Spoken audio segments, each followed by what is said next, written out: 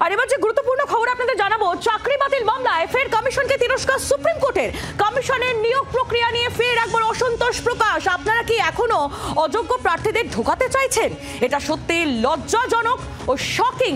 এমনই মন্তব্য বিচারপতির। যে খবর পাওয়া যাচ্ছে, চাকরি বাতিল মামলায় ফের একবার কমিশনকে তিরস্কার সুপ্রিম কোর্টের। কমিশনের নিয়োগ প্রক্রিয়া নিয়ে ফের একবার অসন্তোষ প্রকাশ করলো সুপ্রিম কোর্ট।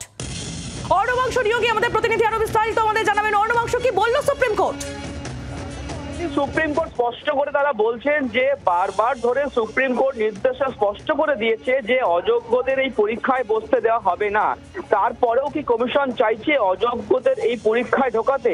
এটা খুবই লজ্জাজনক। অর্থাৎ কমিশনের যে প্রক্রিয়া, কমিশন বা রাজ্য সরকারের যে সওয়ালটা ছিল, এখানে যোগ্য অযোগ্য সবাই সমান, অযোগ্য বলে কেউ নেই, এই যে নানান যুক্তির মধ্যে দিয়ে বাকিদের সবাইকে যে পরীক্ষায় দেওয়ার যে পারমিশন দিতে চাইছে, সেটা কিন্তু আজকে হাইকোর্ট স্পষ্ট করে বললো, সুপ্রিম কোর্ট স্পষ্ট করে বললো যে লজ্জাজনক। বারবার ধরে এটা আমাদের বলতে হচ্ছে যে যেখানে বলা হয়েছে যে অযোগ্যরা বাতিল, কোনোভাবে পরীক্ষা বসতে পারবে না। অর্থাৎ এইভাবে কিন্তু প্রশ্নের মুখে বা তিরস্কারের মুখে পড়তে হলো কমিশনকে সুপ্রিম কোর্টের কাছে। ধন্যবাদ অর্ণবাংশ। বাংলার আওয়াজ, বাঙালির আবেগ, জি 24 ঘন্টা।